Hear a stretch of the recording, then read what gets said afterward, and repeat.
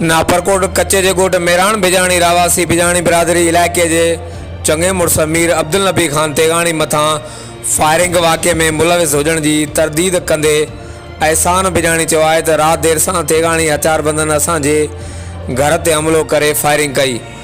उनजो वधीक चवणु हो त असीं मीर अब्दुल नबी खान तेगाणी जी गाड़ी मथां फायरिंग में मुलविस हरगिज़ न आहियूं। असीं पंहिंजे इलाइक़े जे अमीरनि जी दिलि जे ख़ुलूस सां इज़त कंदा आहियूं। तेगाणी बिरादरी जा मोज़िज़ीन वॾेरा असांखे जिते बि मिलंदा आहिनि संदनि सां न्याज़ निवड़त ऐं एतिराम सां मिलंदा आहियूं। ॻोठाणे एहसान बिजाणी जो वधीक छा चवणु हो, अचो त उन जी ज़बानी उन जी तफ़सीली गुफ़्तगू ॿुधूं था।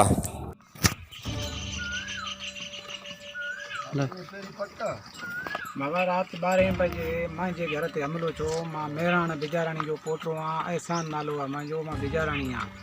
असां ते तेयाणी ने हमलो कयो। हर वक़्तु असां ते तेयाणी हमलो कंदा आहिनि। असां 40 घर ऐं कुल सरदार ते खान जे पाड़े में वेठा आहियूं। सरदार तेओ खान असांजो पीउ आहे, मीर अब्दुल नबी खान बि असांजो पीउ आहे, करमपुर बि असांजो पीउ आहे। असां इहो कॾहिं बि न सोचियो आहे त असां कंहिं अमीर सां ग़लति मिलूं या ग़लति विड़ूं। असां खटां टे कुलनि ते खयूं वेंदा आहियूं। सरदार ईंदा आहिनि पोइ बि असां उन्हनि सां बि मिलंदा आहियूं। कॾहिं बि असां घटि वधि न ॻाल्हायो आहे।